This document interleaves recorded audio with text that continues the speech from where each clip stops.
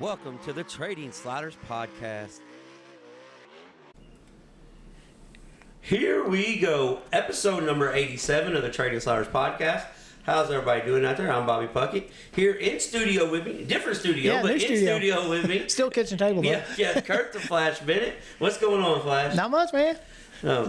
Just watching some races while you was out at the races. Yeah, that was a busy weekend, so to speak. As you guys, this is late Monday night, so the podcast, if you're catching it tonight, you're a night owl, but it's probably going to be Tuesday morning. Yeah. But yeah, just actually on my way home from I guess it's kind of like Gilligan's Island, man. Made a big circle. Yeah. Went in a big circle, mama. We'll try not to screw this up too bad so you don't have to edit too much in this. Yeah, well, it is what it is. Yeah. So this week's guest is Jeremy Mills, the IMCA modified, basically North Central Iowa dominator. I call him the chaos creator because he stands on the gas. He'll give you a little right side romance. Yeah. He has 17 track championships at like 5 different racetracks. 1998 hobby stock national champion. Ran second in the IMCA modified national champion in the points last year. Won 2 track championships, Flash, in 1 year last year. Picked up the win last night at Eagle Raceway when I was there in Lincoln, Nebraska. Funny thing was, I did this yesterday morning, this interview, before his feature win, and we could have really talked about some other stuff. Yeah. But they were working on the car from the night before because, you know, at Boone, sometimes you break like A-frames and stuff. Oh, yeah. So, but yeah, Jeremy Mills, really fun interview, and I appreciate him coming on. And like I said, with it being kind of short notice, it was one of those deals where I was walking through the pits, talking to some guys. First off, Flash, before we get started, do you know, like I understand people listen to our show because we have, you know, every week we're getting 25,000 listens, right. So I get it. But it's still, you know, hard for me to think, you know, I'm 14 hours from the house and somebody says, "Hey man, I listened to your show, love it." I'm like, what? It's pretty cool. Yeah, so like that's still trying to register a little bit. Yeah. So I know this sounds like a broken record. This week is not going to sound that much like a broken record because I forgot my cheat sheet. So we're going to try to do all of it off the top of my head. But please take care of the people who take care of us. With that being said, this week's show being brought to you by Diesel Boys LLC. If you're in the Kentucky area and you need diesel work done for your diesel truck, reach out to Brandon Hooker and Diesel Boys. Our Kentucky Clutch and Performance Deep Dive being brought to you by Kentucky Clutch and Performance. If you need any clutch work done for any type of vehicle whatsoever, it could be small car, big truck, race car, pulling truck, it doesn't matter. Reach out to Kentucky Clutch and Performance. Our crash of the week being brought to you by D.O. Handyman and Remodeling. This is where I'm going to screw up because I don't have David's phone number written down. Yeah. But our crash of the week being brought to you by D.O. Handyman and Remodeling. If you need any handyman work done around the house, reach out to David. He can get you taken care of. I believe the number is 812. Let's see if you're right here. Flash is pulling up a sheet because we're it's my own cousin and well here's the thing. That's pretty bad. Well here's the thing. We're gonna try to do this so we don't gotta do any editing. Yeah. But I'm pretty sure it's 812. Yep. 989-5006 02 5002 5002. Yeah. So reach out to David at D.O. Handyman Remodeling. That's pretty bad, man. Since I got a phone, I don't know anybody's phone number. Yeah. Yeah. I know 911. Yeah. I know that one. Yeah. And actually I can tell you my childhood phone number. Yeah. And I can tell you 2 racetrack phone numbers off the top of my head. Yeah. 812-282-7551. Yeah. That's because you don't need a seat because you're always on your feet at the Speedway. I know what's that, yeah. And then 502-966-2277. That's cars for Louisville Motor Speedway. Yeah. I remember those 2 phone numbers. Yeah. David, sorry, I haven't got yours programmed in the brain yet. Yeah. So, but if you need anything done around the house, reach out to David at D.O. Handyman Remodeling. Our racetrack spotlight being brought to you by JT's Trackside Catering. No event too big or too small. Jeremy Thomas does them all. So reach out. I got bad news for you. Next 3 weekends, I guess you can get it early, but he's going to be on the road doing stuff with the World of Outlaws. Yeah. Actually just spoke to Jeremy about an hour ago on the way home. But yeah, so reach out to Jeremy Thomas. He can get you taken care of. Our slaughter of the week being brought to you by Walt at Speed Decals.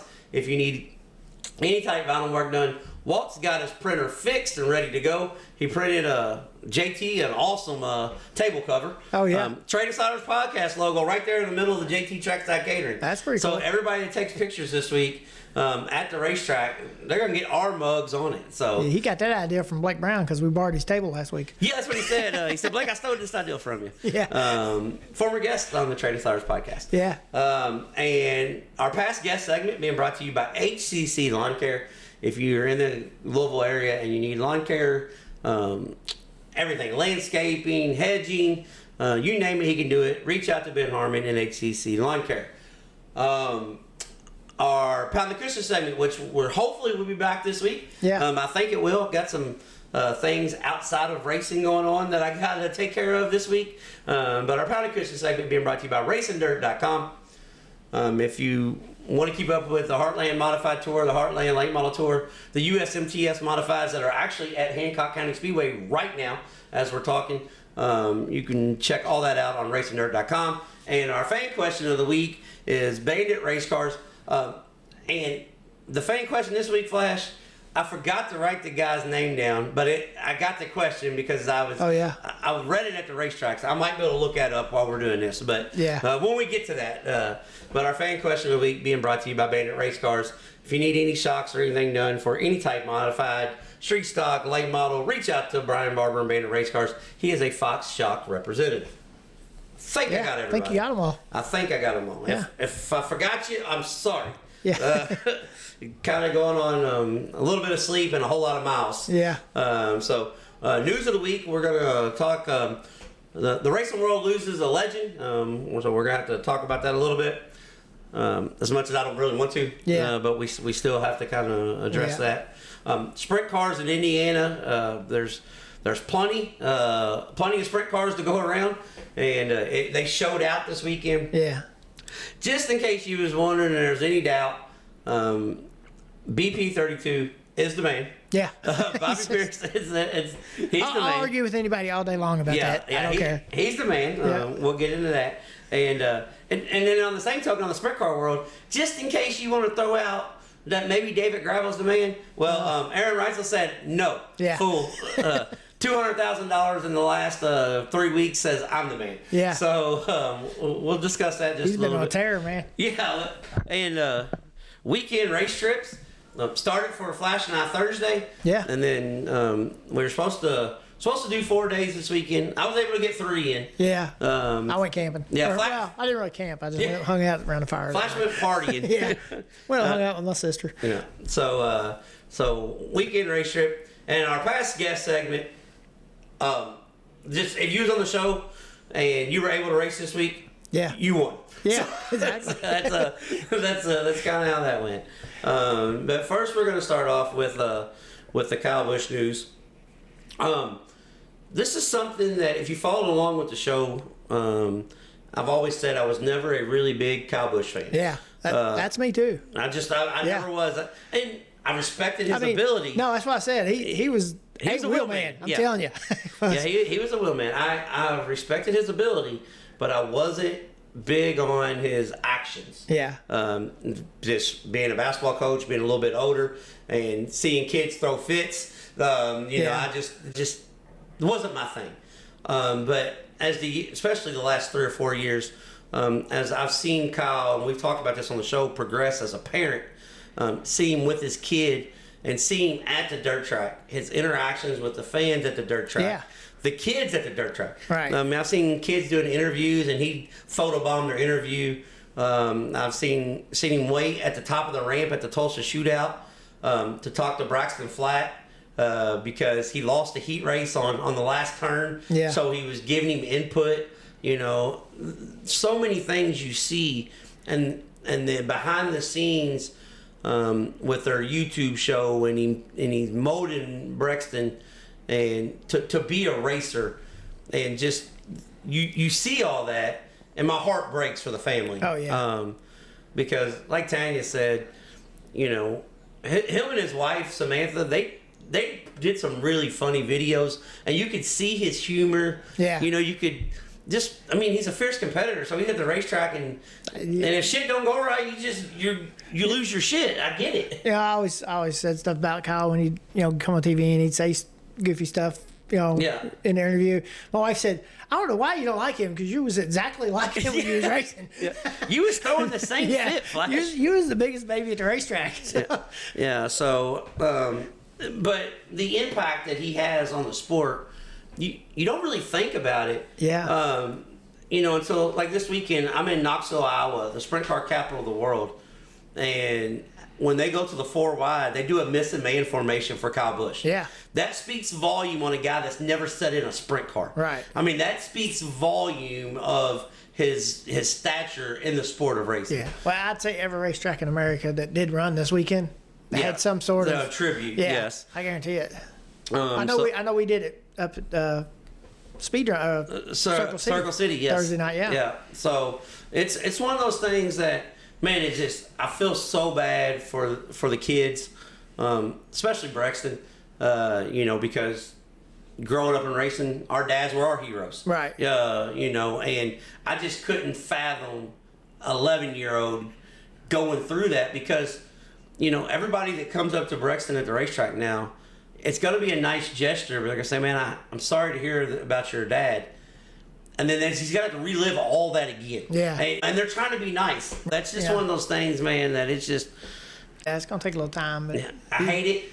I mean, I absolutely hate it. And because just like Tanya, she took it kind of hard.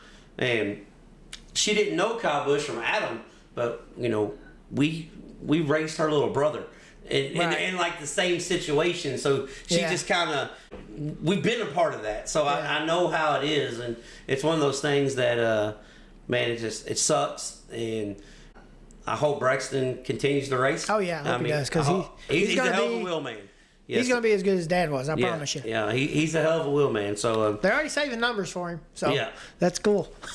Yeah, well, here's one thing about the whole situation is I just hope and pray Samantha and the kids get the love and support that they need, because it's a terrible deal, and I mean, just how badass is somebody being that sick and just taking steroid shots and still winning races, 48 hours before you pass. Right. Yeah. I mean, that's pretty badass. That's ultimate. Not showing how bad he really felt. Either, yeah. He was an ultimate racer's racer. And on this show, we say racers race. So, thoughts and prayers to the whole Busch family. That's a bad deal. So, Flash, the HCC Lawn Care past guest segment. Okay, this is gonna read like a mile long. Yeah.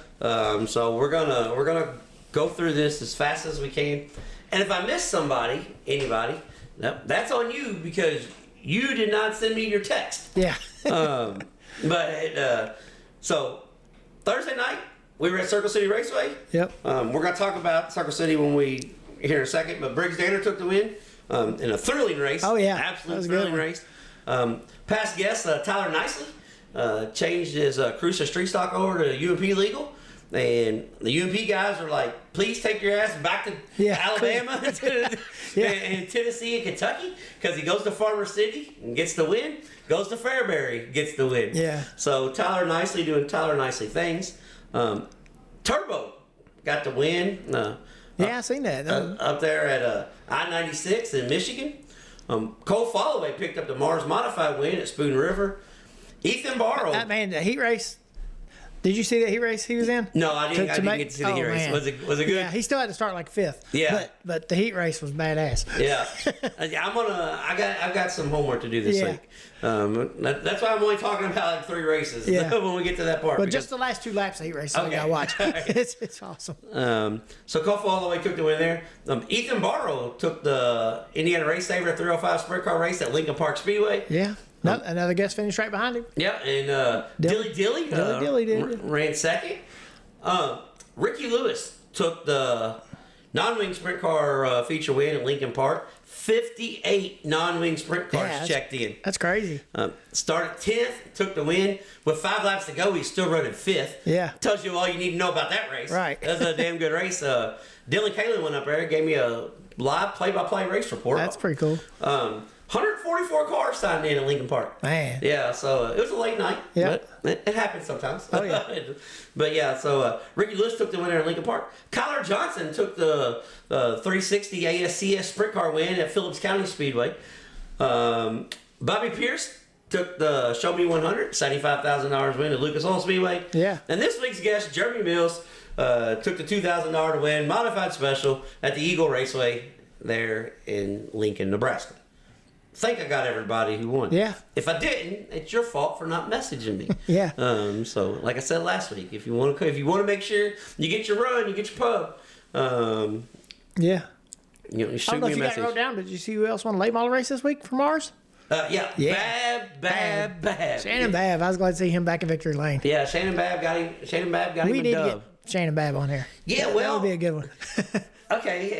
Since we pulled the curtain back a little bit, I had Shannon Babb and Jason Fager both lined up. Yeah. But we had a race get rained out. Right. And we were going to do it before the race. So they went to Iowa that weekend, and we went to Tennessee. Yeah. And we were both supposed to be in Indiana. Right. So let's just, I had it lined up. It just didn't work out.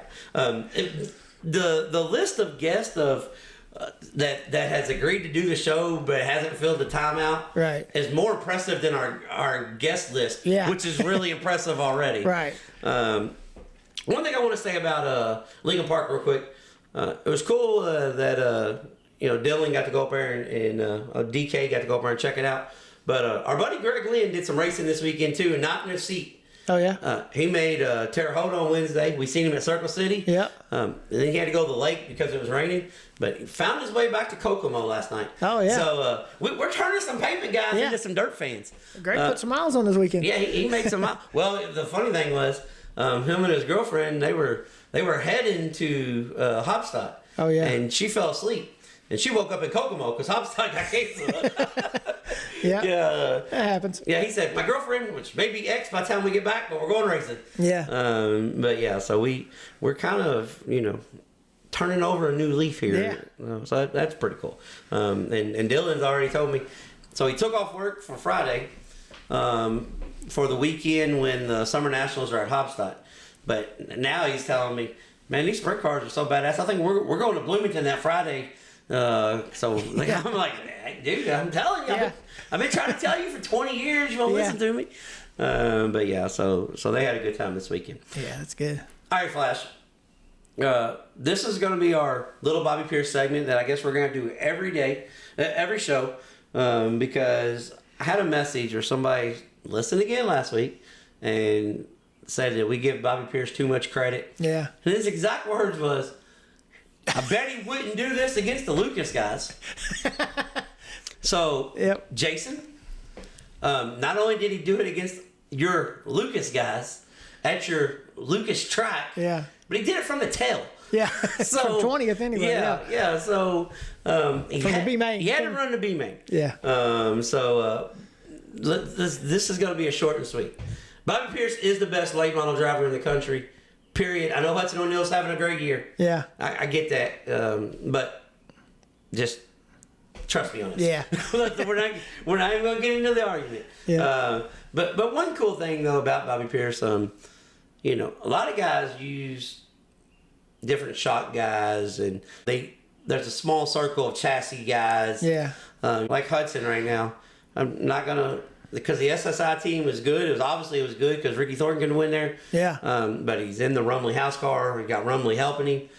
Bobby Pierce, it's just him and his dad. Yeah. It's just him and his dad is like, bro, guess what? I don't need all that fancy stuff. Yeah. I just need Pops in the pink gloves to tell me top or bottom. Yep. That's all I need. And I'll do the rest. Yeah. So, congratulations, Bobby Pierce, taking $75,000 to win. Yeah. And that's going to be this week's Speed Decal Slaughter of the Week, obviously. Yeah. Because it come from 20th. Against the Lucas guys, they're way tougher than the World of Outlaw guys, I've been told. Right. I've been told that we got to quit talking about the World of Outlaw guys because they're not nowhere near as good. Yeah.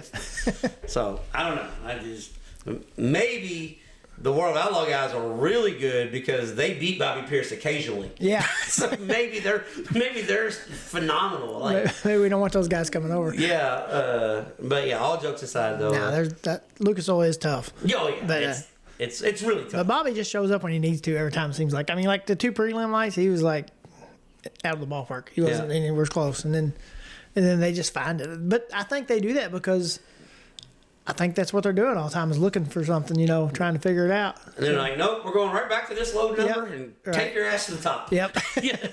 Why are you messing around on the bottom for? We got more sheet metal. Don't worry about that spoiler. Yeah, don't worry about that. You don't need that. Yeah. We'll go faster down the straightaway without that drag. Don't worry about it. Yeah. But yeah, so BP32 does BP32 things. Yeah. So Flash and I made our way to Circle City Thursday night. It seems like a year now for me. For you. yeah. Seems like a year ago now. But we made our way to Circle City. 37 USAC national sprint cars on hand. And this is the reason why you have to go to the races and or at least have to watch along on flow.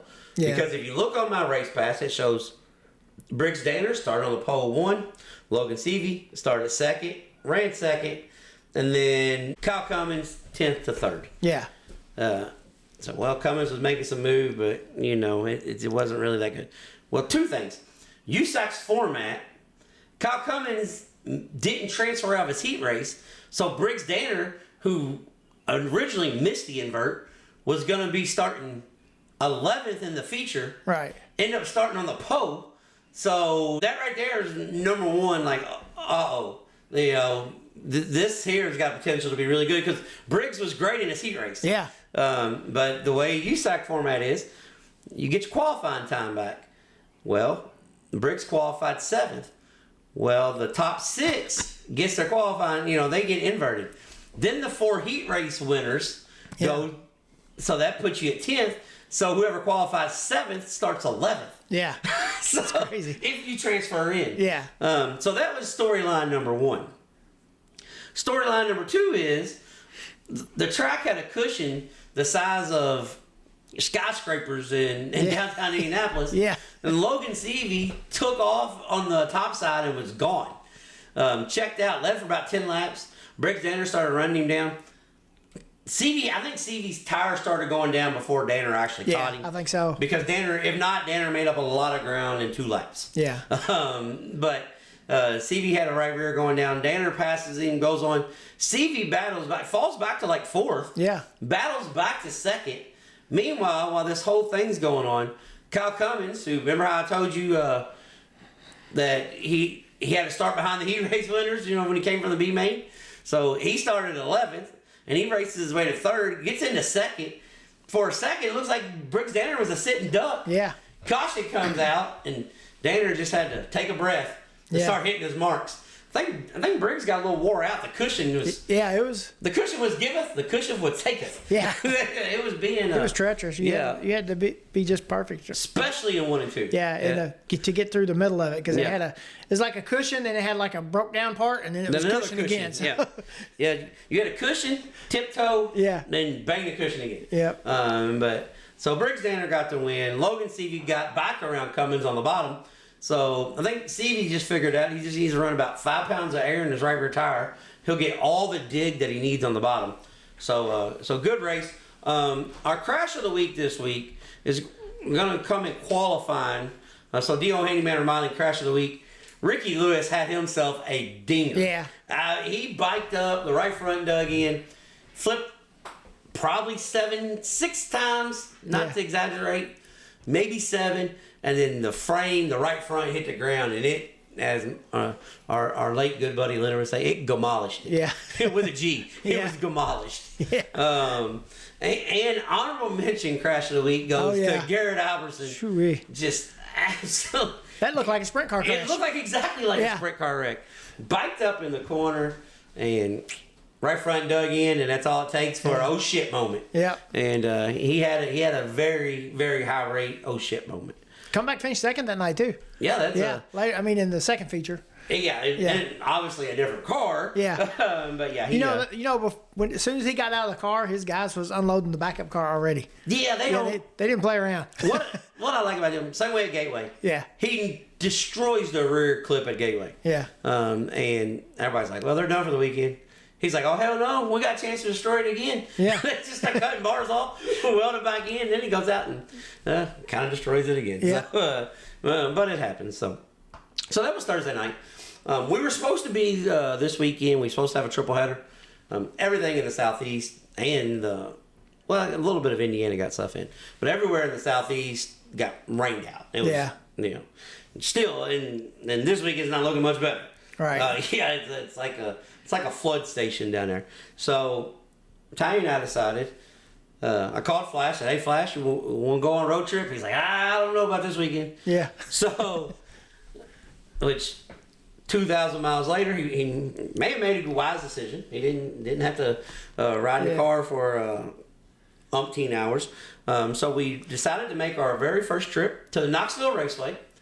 So I talked to Robert on the way out, right? Yeah. Robert says, "You're trying to be sneaky." I said, "What are you talking about?" He goes, "You know, high limit got rained out, so the high limit guys are going to be there. And they're going to get 60 cars." Oh, yeah. I was like, well, duh. It's not being sneaky. It's being smart. Yeah. Why go to the race when there's 20 cars when you can go when there's 50? Yeah. But yeah, so we made our way out to Knoxville Raceway. First off, Flash, Knoxville Raceway is badass. It's like Bristol's facility. Uh-huh. But when you walk in the racetrack, first let me back up real quick. We went to the Sprint Car Hall of Fame Museum. Yeah. That's cool as hell. I bet. Bunch of old sprint cars. Ryan Tim's sprint car. Well, you know one thing I noticed though? With Danny Lasasi, Donnie Schatz, Brian Clausen. Tony Stewart Racing has a lot of cars in the Hall of Fame. Oh, yeah. Yeah, he has a lot of cars sitting around at TSR on it. Yeah. But yeah, so we got to check that out. Cool as hell. But you know something real cool? So they've got a theater upstairs. Yeah. And they've got a screen. And it's got like 200 races on it. And like the Slick 50 stuff and TNN. Oh, yeah. I mean, you can go through and just click it. And then it's the whole day. I mean, you got theater, you watch the races, surround sound, all these Knoxville National fires, all the drivers' fire suits at once hanging down over your head. It's bad. Like, yeah. I only had like an hour and a half, and I needed 20. Yeah. I mean, it's badass. It's not nowhere near as big as the Motorsports Hall of Fame at Talladega we've been to. Right. But I don't know if awesomer is a word. Yeah. It's pretty awesomer. Yeah. It's pretty badass. It's something definitely worth, and they rotate everything. The lady was telling me. Oh yeah. Like right now, everything's Knoxville themed. She said sometimes it would be Williams Grove, like National Open theme. Yeah. So they'll have all the Kreitz cars in from Pennsylvania and everything. Yeah. So it was really cool. And we got to go up in the Brian Clausen Tower and look out over the racetrack. That's cool. That was badass. Yeah. And then so when you get to the racetrack, it's literally on Main Street. Like turn 2. While they're racing, first off, not everybody in town is at the racetrack, obviously. Right, yeah. But they got a street sweeper, like the city crew is sweeping Main Street off because it's throwing mud over on Main Street. Over on Main Street. Yes. So that's pretty cool. Yeah. But the facility, man, it's like walking in a NASCAR track. Yeah. It's like walking in Bristol. Actually, it's a little nice. It's nicer than Daytona. Now I haven't been there since they've done all the rephasing of Daytona. Right. It's nicer than the Daytona I've been to. Right. It was a lot nicer than the Martinsville I've been to. Yeah. So I mean, it is a really nice facility. Racetrack's got 4 elevators in the grandstands to get people to the top of the bleachers. Yeah. Because you need them. Yeah. Because the bleachers are like straight up. So we go to the ticket office, right? And I'm thinking, race fan, I want to make sure I see over the haulers. Right. So give me the highest available ticket you got. That's row 46. Yeah. It's up there. That's a lot of steps. So we got up there. Fortunate enough, there's bathrooms at the top of the bleachers. Yeah, that's pretty cool. So that's pretty cool. Because we were literally 2 rows from the very top. Yeah. So you had bathrooms up there, but it was just a beautiful facility. But one thing that it looks huge on TV. Yeah. The seating capacity and everything is huge. It's got press boxes. It's got suites all down the front stretch. The facility is huge, but the racetrack's not as big as it looks on TV. Yeah. It looks like I think it's because the camera's so far away. Yeah, that and maybe because the walls are so tall. Yeah, I mean, it looks massive, which it is big. It's a half mile. Yeah. But it's no different than Eldora or Swainsboro. Yeah. It's honestly, it's about the size of Smoky Mountain. Yeah. It's not like totally massive. I mean, they had 80 sprint car toters and haulers in the infield and could have got 20 more. Yeah. I mean, it's big. Don't get me wrong. Right. Yeah. But the infield's all pavement. But the racetrack, so they water the piss out of it, and then right before it's time to hot lap, they water the piss out of it again. Yeah. And so they bring out. This is another cool fact: 24 sprint cars start to A main. You get one designated car as a push truck. 24 push trucks. Takes no time to start the sprint cars. Yeah. None at all. They pull on the backstretch. They push them off on the backstretch. By the time they get to the front stretch, the flagman's doing the double sticks line up. Yeah. Like that's how You're racing next time around. Yeah, very efficient. But so the heat races were all directly on the bottom because they watered it for days. Yeah. Non-qualifiers race on the bottom. C main on the bottom. B main starts creeping up to the middle. The 360 B main, now we got a cushion that's pretty gnarly. Yeah. The sprint car dash, they're 3/4 away to the fence. I told Tanya, I said, this is about to get awesome in the feature. Yeah. It's about to get crazy. Yeah. So then guess what they do? They run the 360 feature first. So go ahead and push the cushion all up. A little bit further up. Now the cushion's got a ramp in it going in turn 3. There was 3 or 4 big, I'm talking those big old Sports Plus video or Diamond P Motorsports, and they walked away. Yeah. They had a couple of those in the catch fence. That the city street sweeper had to be careful because he about caught a damn sprint car. Yeah. So right before the feature, they took the grader out and just graded the cushion off. Well, off. I say they graded it all the way up to the wall. Right. So it was about 6 feet off the wall. They graded to the wall. Aaron Reitzel said, "Thank you." Yeah. Right there on the fence. That's where I'm going. Gone. Checked out. Donnie Schatz ended up running second, and Rico Abreu and Donnie Schatz from 2nd through 6th. It was race of the year candidate. Yeah. But AA Ron was gone. Yeah. he was gone. But overall, man, I've always said I don't really know about Knoxville. Yeah. But I gotta go because I've never been. I'm definitely going back. Yeah. Definitely going back. Hell, I don't know if the races get rained out this weekend. I may go watch USAC there this week. Yeah. Like USAC sprint cars are there this week. It is badass. It's one of those things that, and just the facility, the camping. They got showers at the racetrack. Yeah. It's super nice. And Sunday morning when we got up, they already had workers. The same street sweeper, he was sweeping the infield out, got all the dirt off, pushed to the side. Tractors were dragging the dirt that the cars left in the infield. They stacked all the dirt outside of turn 4 over behind a barn. Yeah. So they got their shit together, man. That's pretty cool. Yeah, Knoxville Raceway is badass. Yeah.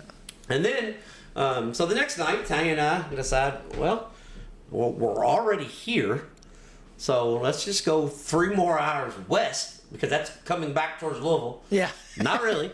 But let's go 3 more hours west to the Eagle Raceway, America's home track.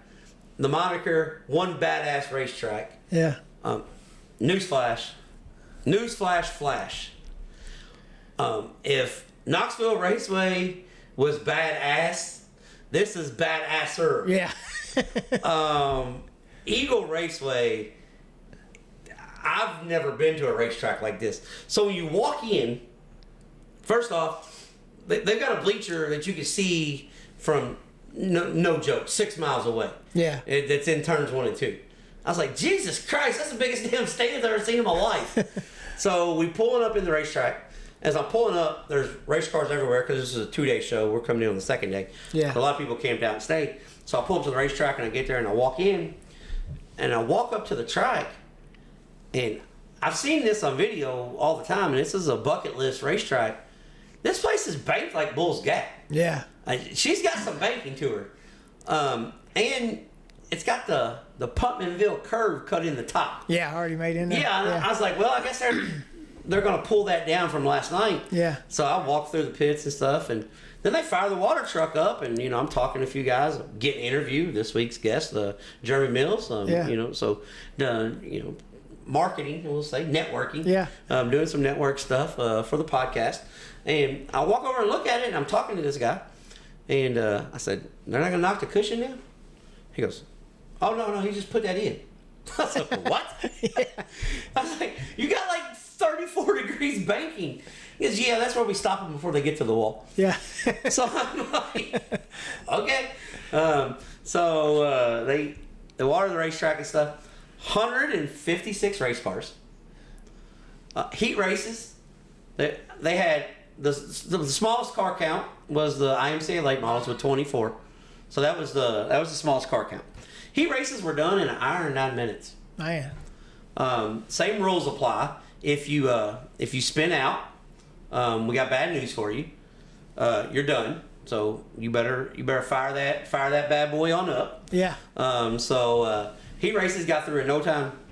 They ended up with 33 mods and 38 305 sprint cars.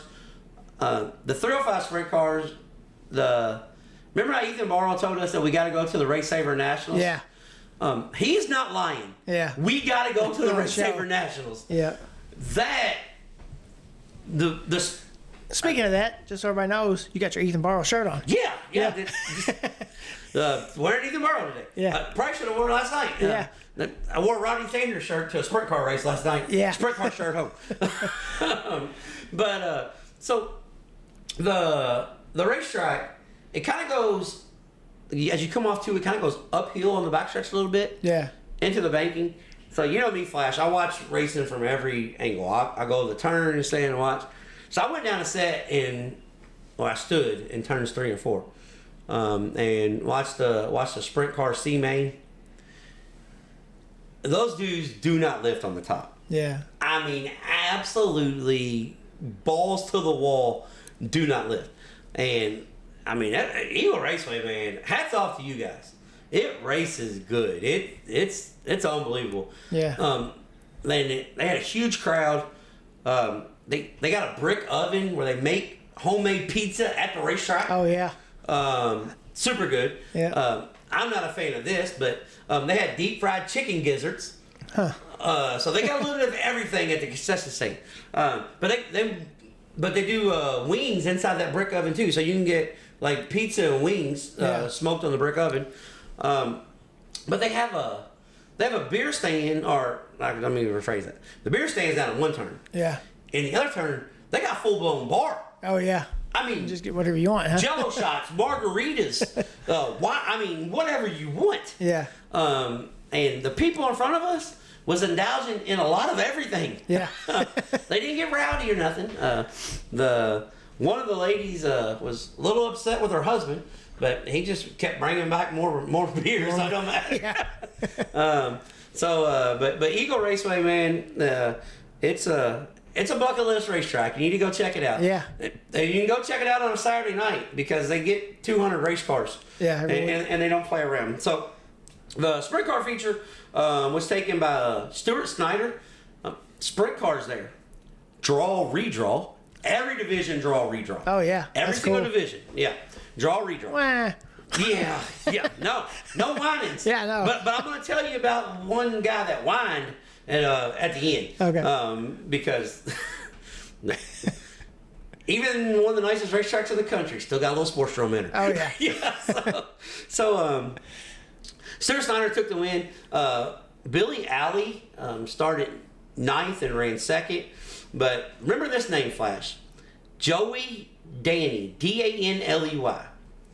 He went from 20th to 10th in the A main. That's impressive. Yeah. What's really impressive is, remember the draw-redraw format? Yeah. Well, guess what happens heat race number 1 if you go down the corner and your mag box break? You got to run a C main when there's 40 race cars. Oh, yeah. So he started dead last in the C main, won that in 8 laps, went from 14th to the win in 8 laps. Man. Started 14th in the B main, got up to 4th on the last lap pass, went caution free. The B main did. Yeah. B main went caution free, got up on the last lap pass, and got to the A main. Started 20th, and just absolutely drove the piss out of it. 25 green flag laps. If he would have had a caution, I think he would have gotten the top 3. Yeah. This kid drives with no fear at all. None. I mean, it had a hole in the cushion going in 1. He ramped the cushion, hit the wall, turned down, and gained a position. Yeah. I mean, the kid was absolutely driving the balls off of it. And one thing that I do like, it's like every other racetrack in California, or in Iowa, I'm sorry. The nightcap, the main event is the IMCA Modifieds. Yeah. And everybody stays. Nobody leaves. Oh, yeah. They stay. And when the Modifieds come out for their 4-wide salute, they got glow sticks and they're bouncing it. They're playing music. And the IMCA Modified, this week's guest, Jeremy Mills, started 4th. Took the lead on lap 2. Oh, yeah. Just ripping the cushion. Checks out. Got about a straightaway. Caution comes out. His wife and kids are sitting next to us. So she goes down there and she's showing him how big of a lead you have because the cushion was gnarly. After they ran the late model race, after they ran the hobby stock race, after they ran the sprint car race, and after they ran the sport mods, the cushion was big. Yeah. They didn't knock it down for the mods. So she gives him the, hey, you got a huge lead thing. So she's walking back up and she tells me, she goes, hey, I don't know why he's running the top so effing hard. He needs to calm down. And me, being the half smart ass, but, 100% meant it. That's what got him the lead, so you might as well just stay up there. Yeah. So a couple more cautions come out, and Chad Anderson, who won the feature Saturday night, ended up starting, I think he started 6th or 7th, got up to 2nd, threw a bomb on him on one of the restarts. Yeah. Drove up beside him, and he did listen to her. He came off the cushion a little bit until boy showed his nose. Last 5 laps, he not so listened to her. Yeah. Yeah, but he did give her the thumbs up. I mean, he's like, okay. He did listen to her, but of course they've been doing this racing thing together for 26 years. So right. She might know a little bit. She's telling him what she was telling him wasn't wrong, but at the same token, his car wasn't really good in the middle. He needed to lean on something. Right. But yeah, it was a good race, man. He got the win. I went down and talked to him afterwards, and he man, thanks for having me on the show. Maybe the interview was good luck. I said, nah, man, that was on you. We didn't have, we had nothing to do with that. Yeah. So that's how the weekend cool. weekend race trip went. One thing though that I want to talk about real quick, touch on. So these 2 old boys got into it in the modified feature. If you stop on the racetrack, you're done. Right. So if you get spun and you stop, you're done. Yeah. So old boy was highly upset. He's revving his motor up at dude, swerving at him. Well, dude goes to the pits, like 4 laps to go.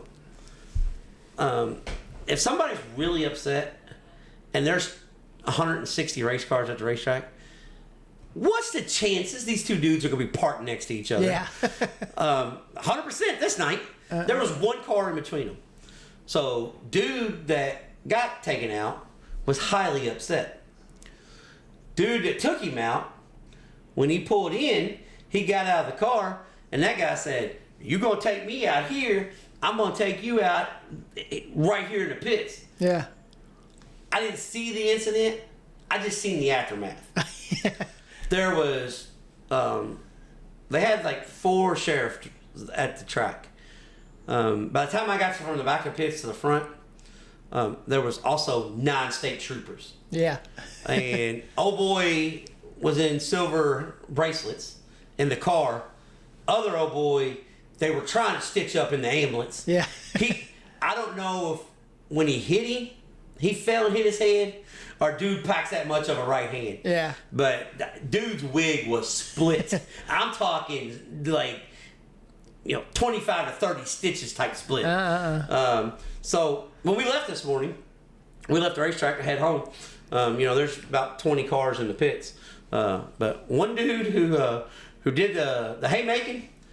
His car wasn't even loaded yet. It was still sitting behind the trailer. Still there. So he's still there. Judge don't get in until Tuesday. Well, that's funny that you said that because we're walking out and the guy goes, "Man, he picked the wrong weekend to go to jail. He's gonna sit in there till Tuesday." Yeah. So yeah, it was but yeah, so that was what went on.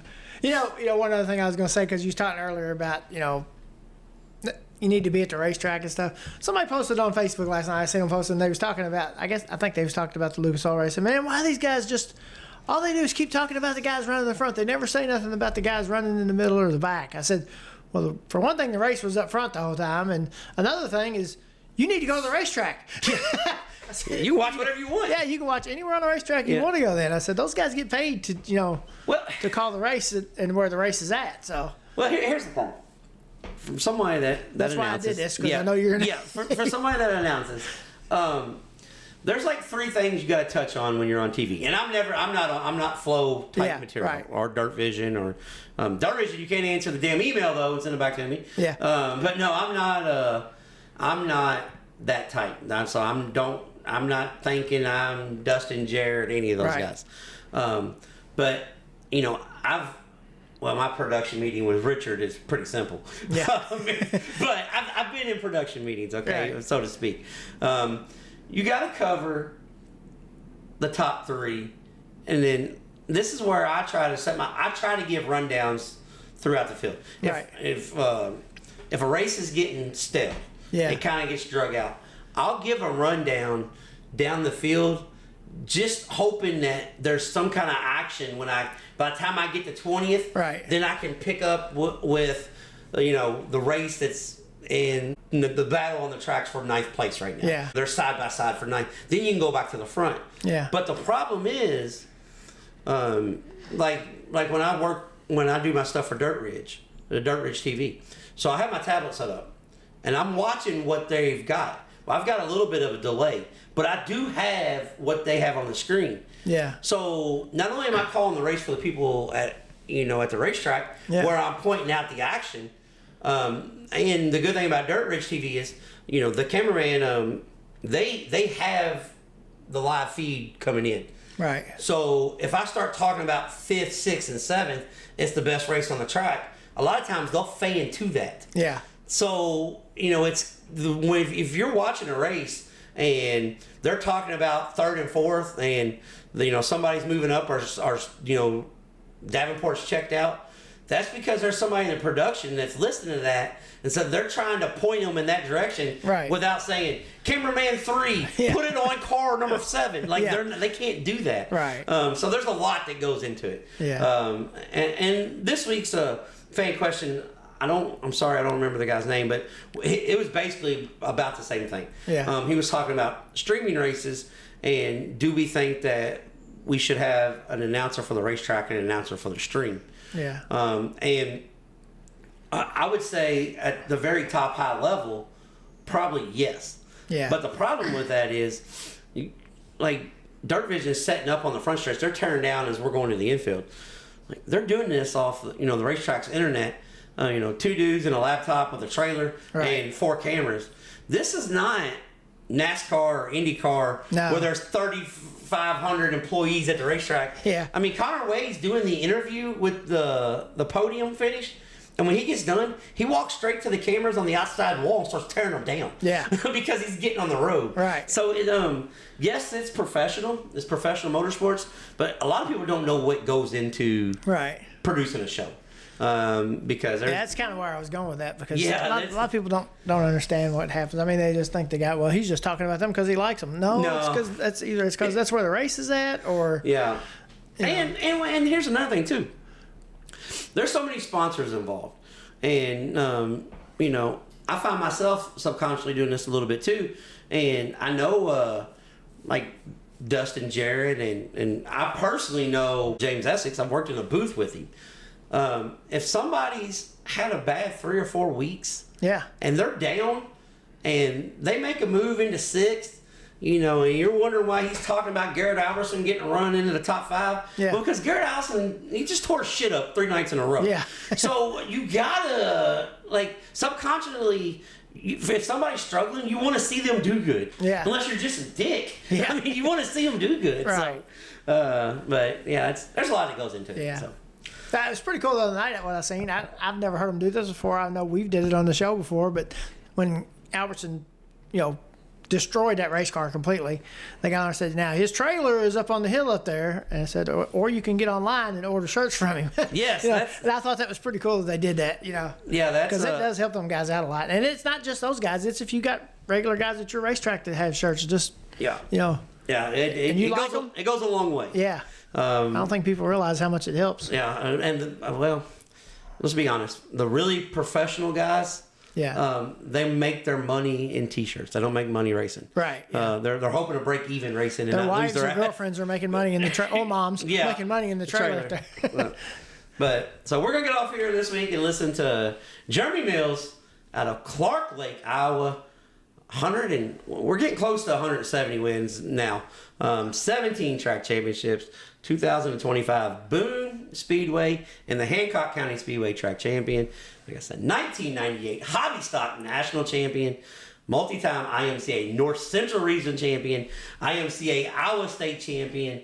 I don't know. We'll just call it how it is. The Boone Chaos Creator, and one bad mofo and behind the wheel of the modified, Jeremy Mills. It's time for the Trading Sliders Deep Dives presented by Kentucky Clutch and Performance. Here we go, ladies and gentlemen, on this week's Trading Sliders Deep Dive with a guy from Clear Lake, Iowa. I'm a Midwesterner. He's he's like Central Midwest. I guess I'm Eastern Midwest, if that's such a thing. But the 1998 or 99? 98. 98. 88, yeah, you're making yourself real old. Right. The 1998 IMCA Hobby Stock National Champion. We're trying to figure up real quick how many track titles he has. It's up there. We'll just say that. But Jeremy Mills, the man, the myth, the legend, the chaos creator there at the Boone Speedway. How's that sound? That's a pretty good intro, isn't it? Yeah, there you go. First off, let's start off with that. Boone, everybody, you race locally every week at a track that it's everybody's bucket list track. Everybody makes a trip to Marshalltown and Boone. So it's almost like you're running a super national field every week, isn't it? Because guys are always coming to you. Yeah, there's we get somewhere between 25 and 40 cars a night, and there's probably 25 to 40 that could win. But yeah, it's a stout field and great racetrack, and they do really good track prep, and it's always racy. And just the last few years, we've really kind of committed to running there as much as we could, and kind of wish that I would have raced a lot more there in the past, because it really fits my style, and we just have a lot of fun there. When he says his style, he's Trading Sliders approved, okay? That's on the gas. Don't care to, give somebody a little right side if he needs to, but just always on the gas. And, Boone is a place that, even when it has moisture, it doesn't always have grip. So you're always sliding around. When you see all the, the farm work, you're like, well, this thing's hooked up. Well, not really. The dirt's just a little bit different, and especially with you guys' roll package, you're on such a hard tire. It's not like the IMCA modifies. It's not like USRA or USMTS or UMP. You guys are a little more limited in traction, especially with the left rear and everything. So the difference in driving the car on the surface, Boone is one of the toughest racetracks in the country. It is, because it has the look all the time, especially after a farm or even a few races in, that it looks like it's got a lot of grip. But with the wood chips and stuff they put in there and whatever, sometimes it does not. Now, last night we had to run our makeup feature first, and it had a ton of grip. Like a lot. I've never experienced that at Boone before, hardly ever. But then at the end of the night, it had slicked off. It looked like it had some grip, but it didn't. So you got to slide around a lot and whatever, and we like that. So kind of came around to us, I guess. So with IMCA racing, a lot of people have a misconception about IMCA racing, and where I'm from, we're all UMP. And I keep telling everybody, like, guys, IMCA has it figured out. No, we want to build big engines. Okay, why do you want to build a $40,000 engine? It makes no sense. We're still racing for the same $1,500. Right.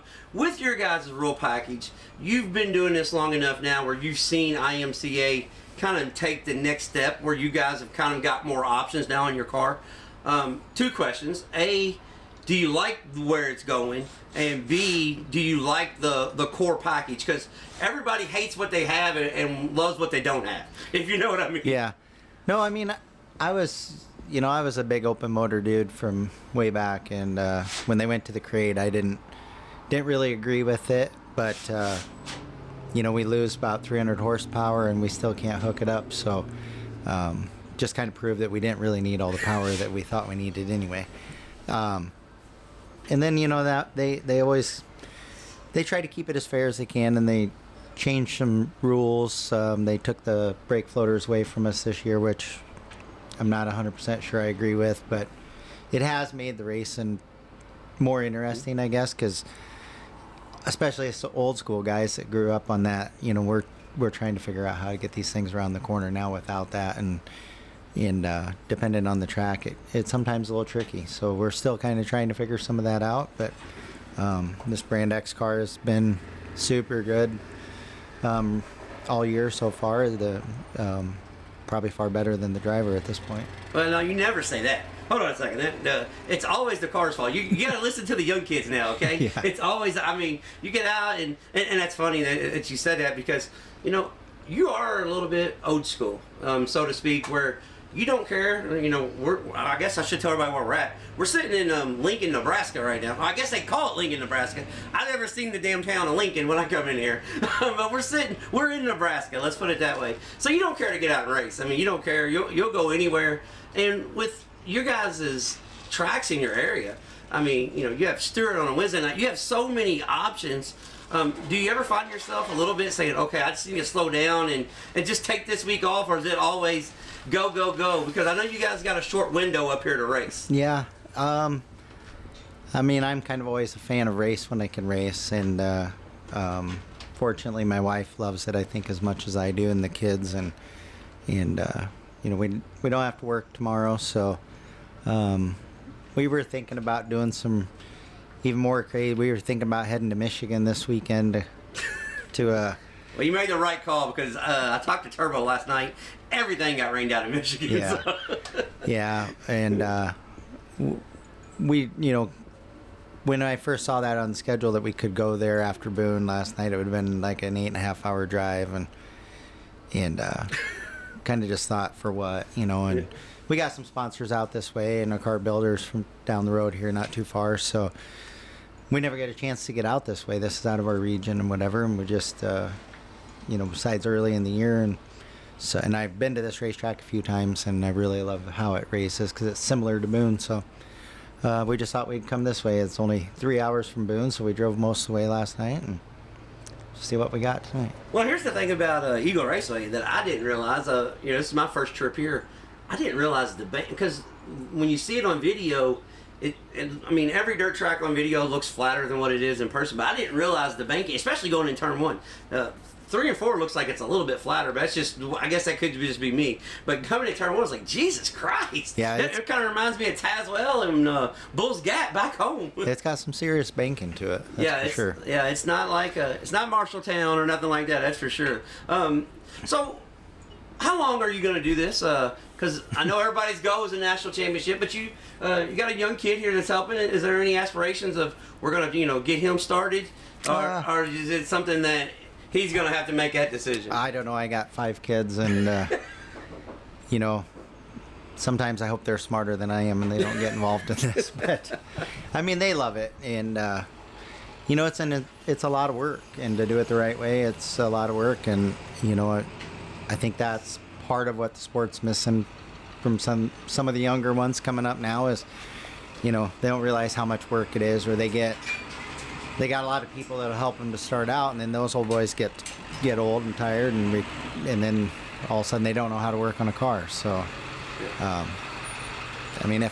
if these kids were to do it, any of these kids, they're gonna have to do it. I'm not gonna do it for them. Yeah, that's a. I'll help them, but. Well, that's the way my dad was. My dad, when I started racing, my dad told me, he said, there's two things. I'm not paying for anything, but you can use any tool in the garage, because when I was 7 years old, I was putting cages in cars and stuff. You can use any tool in the garage that you want. I'm not paying for anything, and I will help you work any iron that you're here. But if you got to leave to go to the store, I'm going in the house and I'll come back when you get home. Yeah. So it was one of those deals that I didn't know any other way. You know, I was like, oh. But now I see kids all the time. I'm like, there is no way. And the other guys that are helping them, I'm like, if I'm doing all that work, I'm just going to go ahead and race. I mean, where the hell's his ass at? Correct. Yep. That's exactly the way I would be. I don't ask anybody on this race team to do anything that I wouldn't do. And I work a lot of crazy hours to try to make this all happen. So, yeah, it's a grind for sure. So I asked you how many track championships you had. But you were gonna make me look it up because I don't know. That's how you know you've been pretty successful. I'm thinking it's 13 or 14, but I could be wrong. But I do know one thing. You've got one at Boone, and that's tough to do. Yeah. So how special was that? It was good. I mean, we had tried for it a couple of years before that, and the end of the year didn't go the way that we needed it to, and we lost by 5 points or something like that. But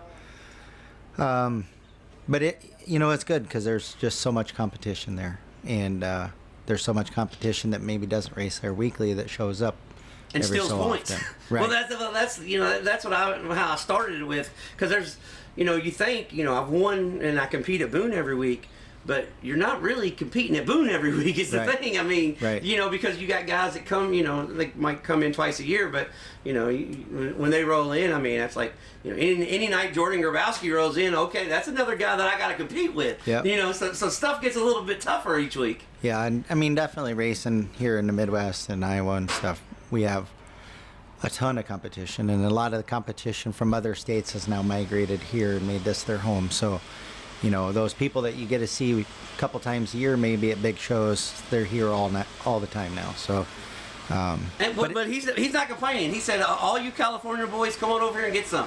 Yeah. Come on over here in my backyard. He'll say it. yeah, but it makes us all better. So, I think like when we travel west, there's Arizona fast, and then there's Iowa fast, and it sometimes takes Iowa a little bit to catch up in Arizona, but it takes Arizona a while to catch up in Iowa too. So. Well, I agree with that, and that's what I say in our area. We have Indiana, which is tough, but Indiana's not Illinois tough. It's just Right. just two different types of tough. I mean, the guys that we have in Indiana can compete in Illinois, but on the same token, man, the Illinois every week it's. Fairbury, Farmer City, I mean, it's just tough. You just show up and you're just like, oh my gosh. Yeah. And you guys are the same way over here. It's fascinating to me because when I've gone to the Super Nationals, I think 4 or 5 times. And the tech, the screw, like, IMCA, man, that one there's loud. That's got to be a sprint car guy. Yeah. They take the mufflers off everything. It don't matter what it is.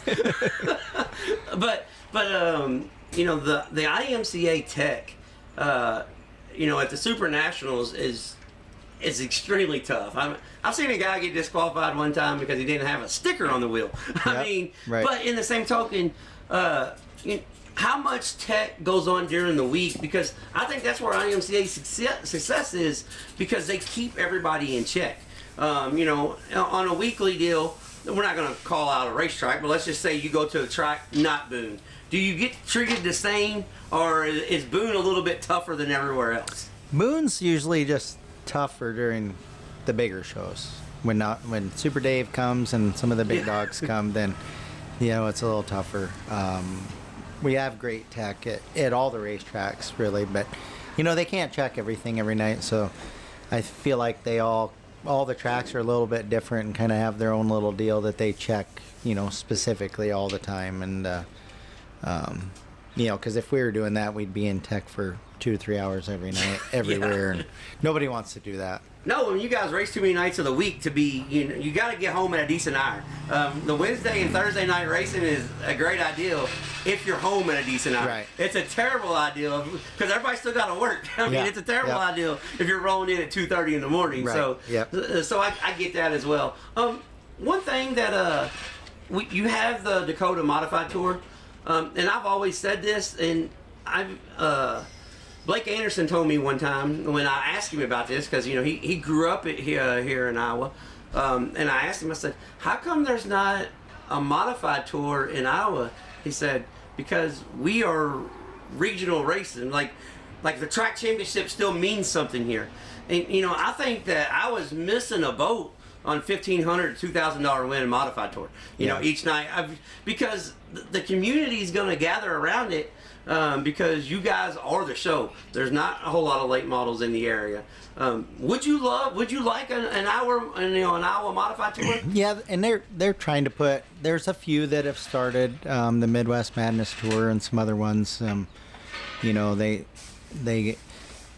had one a couple years ago that Rick Ward put on, and I kind of liked the setup of that one a little better than just like a week-long deal. It was kind of spread throughout the summer, because sometimes it's hard. Yes, to especially take off with work yeah. schedules to take a whole week off. But if you could take a day here and a day there, but yeah, I mean, we have enough. We I think there's plenty of interest to do that. Just trying to get it. I think here we have too many people that chase track points. So, ideally you'd like to have some of those series races if you had one on a Friday, Saturday deal, but everybody's kind of tied into their own spot. Well, that's exactly what Blake Anderson tough. told me. Yeah, he said, because he said for years, like the 360 Sprint Invaders, he said for years they couldn't get a series because everybody was like, well, no, we're not going against Knoxville. So everybody was just kind of, and then I feel like that's the same way with like Boone and Marshalltown. Both everybody's like, we're not racing against them, which is fine. Don't, but like, I mean, there's enough to spread it out. I mean, in the competition, and you guys don't mind traveling is what I like about you guys. When I say you, I'm just talking about the IMCA guys in general. You might look up, you might be at Beechurst one night. You're talking about going to Arizona. I mean. So you guys don't mind putting in the miles, and let's be honest, you guys don't race for enough money. I'll say it. You don't have to say it. I don't want you to make anybody upset, but I'll say it. Coming from the Midwest, you guys don't race for enough money. USMTS races for good money, but I think the IMCA guys kind of get, I don't want to say shit on, but they kind of get overlooked. It's like, well, they're going to be here anyways because, like you said, everybody's racing for track points, so they're already going to be there.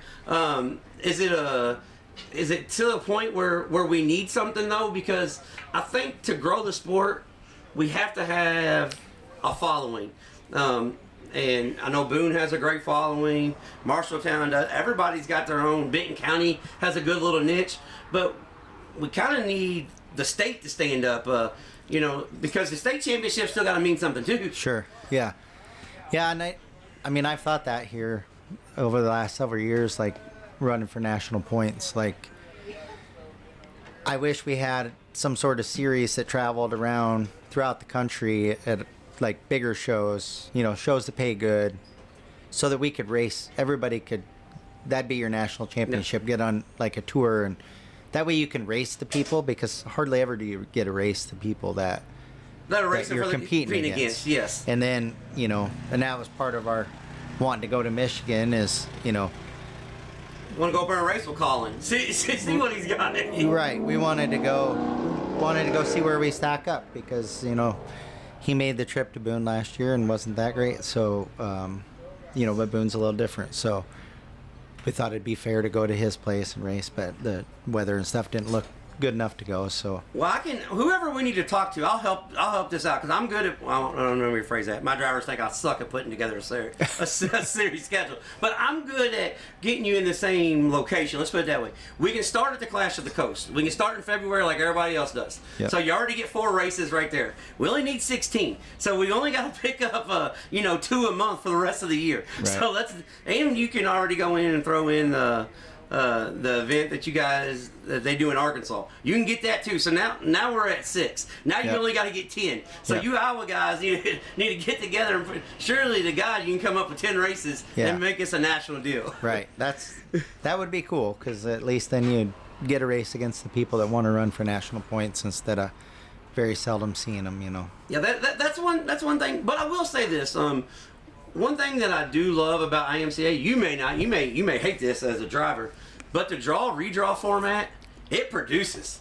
I mean, it absolutely produces. The fast guy 9 times out of 10 is not starting on the pole. Yeah, I like that format. I wish we could draw more. Yeah. Usually we're in the 6th, 7th row, 5th, 6th row, and have to try to get through the inverse. So, and that's the thing about Boone that makes it tough at a weekly deal is. You're going to start 8th to 9th in a heat race and got to get top 3. So it makes it tough. Yeah, but what I do like though is you guys' the system that you guys have. It does produce the best racing. And one thing that I like, and you can't do this a lot of places, but the IMCA Modified is the show still here in the state. Unless you get to like Knoxville or something, but let's just for every track that in this area, the IMCA Modified is a show, and a lot of places in the Midwest and in the South and Southeast you couldn't do this, but I like when the track's good and you guys go out last because you are the main event. I like that. Mm-hmm. Now if they're running super late and the track's rubbered up, that's a totally different story. Then you guys should be first. Because, I mean, as I'm saying, you are the show. But what I do like out here is, you're the main event. And it's pumped up as the main event all night, Right. And everybody's staying. They're not leaving. It makes hectic leaving when the races because if you ran you guys first and it trickle out as far as fan-wise, but everybody stays. And I like that. It still has the big race feel. Even if it's 20 laps, $1,000 a win. Sure. For the fan aspect of it, it still feels like an event, and I like that. Yeah. Because a lot of places we go, we run a modified touring series in late model country, so we know what we are. We're just there to help pay the late model purse, and we know that. So. Yeah. So what's the plans this year? Obviously, everybody's going for a national championship, but I mean. I can answer this without asking this, honestly. I told you it wouldn't be cookie cutter, and I'm about to give you a cookie cutter question because I kind of feel like I have to. Of course, we're trying to win the Super Nationals and the National Championship. So we're scratching that off. That's everybody's goal. But realistically, what's your goal? I think you're at close to 170 wins. You're trying to get to 175. I mean, 200. I mean, you're trying to have a real good year or what? Yeah, I mean, I feel like we have a good car and we have good equipment, and I feel like we should be competing every night to win. So, I always think at the beginning of the night if I want to finish in the top 4, and I know I have a top 5 car every night usually. So, just try to get better and just obviously you want to win all, but sometimes you can't for different reasons. But I mean, we're going to do some different tracks this year that we haven't done, and just kind of travel around and just see what happens, see where we're at in July, and then maybe our goals shift a little bit. So what he's saying is, for a guy that's really aggressive racer, throttle dumper to the max, he's just calm, cool, nonchalant. We're just going to see what happens. Then he puts the helmet on, and then shit happens. I'll say that. Being a modified fan, I can say that. So this is the part where I ask you, and this is tough because I always put people on the spot, but if he left you off, I'm sorry, because 15 minutes ago he had no idea we were doing this. So who helps you get up and down the road? Who helps make this happen? And I promise I don't mean to do this on purpose, but I probably should kind of start telling people I'm going to do this at the end. Yeah. Well, I got to thank all of my family. My mom and dad helped get me started on this, and my brother, and then my wife and my kids. If I didn't have their support, obviously I couldn't do this. We got Tyler Evers and Corey Van Sickle, some good crew guys that show up all the time, you know, when to add to our mix, and Brandon Bjorker and Gary Myers he's been really good to me. Helped me get a lot of nice, good equipment here, and you know, we got all their sponsors: Mills Farms and Repair, Oak Creek Saloon, Outdoor Image, Brand X Race Cars. They build a fantastic car, and Stone Oil Field Services, Lakeside Environmental, Staymel Enterprises, Scent Seed and Service, Steve Andrick, Keenan Farms, Traction by Tommy, N&J Trucking, Elmquist Towing, Weir's Machine, CPD Racing Shocks, Dirt Stars, Pull Bars, Henry's Headers, McNeese Tire, Aero Race Wheels, Rush Race Gear. I said I put him on the spot. Damn, he's doing all right. We're good. He's used to winning. Yeah, Smith Racing Carburetors, EMD Wraps keeps us looking real good. Swift Springs, Fast Shafts. I'm sure there's more. I mean, there's a lot of people that jump in when they need to, and I couldn't do it without any of them. Wouldn't want to either. I got a really great group of people that strive for the same thing I do. So, I mean, we're all on the same page all the time, and been very, very blessed. 10 years ago, I wouldn't think I'd still be doing this, but now I feel like we're just keep getting faster. So just getting started now. Right. Hell yeah, we're going in the right direction. Right. Yeah, my body tells me sometimes no, but we push through that, and you know, as long as I'm competitive, we'll keep doing it for as long as we can. So, the mild-mannered off the track, the chaos creator on the racetrack. See, I don't imagine this interview going totally different. I imagine you just coming in and tell everybody how you're going to beat their ass tonight. But no, mild-mannered, nonchalant. We're going to guess 14, 15 track championships. I don't know. When I put this out, I'll at least type it up. I'll think he's gonna make me do my homework, go through all the IMCA. I will tell you, the IMCA website at least does have it up. It does have, former national champion. If you want to come to Boone and get you some, he says, come on down. We'll take any and all comers. We call it the Dylan Thornton and Ricky Thornton Jr. effect. Everybody wants to move here to face the locals, and he's the guy you got to go through. Former track champion at Boone, former national champion. We appreciate some time on this beautiful day. Jeremy, thank you for coming on. Thanks sir. for having me. All right, Flash. That was Jeremy Mills. Fascinating interview there, man. He, for a guy that is an absolute throttle dumper. I mean, just drive the race car like every lap pays $1 million. Yeah. I mean, he's calm, cool, and collected in the pits. That's what I told him. I said, I didn't think the interview was going to go this way. Yeah. I thought you was going to be a little wiry. That only happens when you put the helmet on. So if you want to get an interview with Jeremy and he's and you want him really fired up, I guess just put his helmet on him. Yeah. Because he's Mr. Nonchalant, cool guy. But like I said, they were working on the race car there, and thank you for taking time out of your day. Sat down with us, and also thank you for being a supporter of the Trading Sliders podcast and listening to the show. We we really appreciate that. We never in a million years, when we started doing this 2 years ago, we thought that, hey, the guy that's kicking everybody's ass in Iowa is going to listen to us. Yeah. That's pretty cool. So that's a pretty cool deal. So this week's upcoming events, we're going to start off with our racetrack spotlight being brought to you by JT's Trackside Catering, and this happens Friday night at the Paducah International Raceway for the Mars Late Model Series and the Mars Modified Series down there at the big long straightaway at the Paducah Raceway. Racetrack Spotlight, Paducah, they got it listed as a 3/8. Yeah. It's a 3/8 on steroids. Yeah. it's a big 3/8 on the hub down there. Yeah, 3/8 on the infield go-kart track. Yeah. But Paducah, when it's right, man, it races so good. I know they've had a few issues with track prep. Yeah. Because it is hard to get that much water on something that big. But thankfully, Mother Nature's helped them out the last 2 weeks. Oh, yeah. Because I seen Western Kentucky's rain meter. So yeah. Hopefully Paducah's not flooded and the race happens. I was just down there yesterday. Yeah. It rained while I was there, so. Yeah. Hopefully. well, I know Paducah's on a floodplain. Yeah. But it's right there. Got a little airport that flies into the racetrack. Fun fact about this one: Dale Earnhardt Jr., Ken Schrader, and Kenny Wallace, and Tony Stewart, and Bob Stargin once took ownership of this racetrack. Sunk a lot of money into it.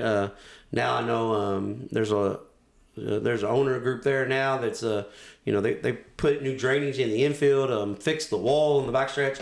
So Paducah's going in the right direction. Speaking of old NASCAR guys, I went to a race there at Paducah, and Tony Stewart was running his late model. Tony Stewart just ditched the Franklin Flowers Steve Barnett car. Right. He was driving Josh Kid Rocket's Rocket House car. Right. But Tony Stewart was there racing. But Carl Edwards was racing a modified that night. Oh, that's pretty cool. Ken Schrader was racing. Kenny Wallace. It was called NASCAR night. There was like 10 guys racing. But guess who did not race and was the flagman that night? Dale Earnhardt Jr. Oh, yeah. Yeah, he was there. I was there early enough for practice because they had a practice before the practice. Yeah. And Junior sat in the car, rode down the front stretch, and this is no shit. Smoke went by him so fast in turn number 1.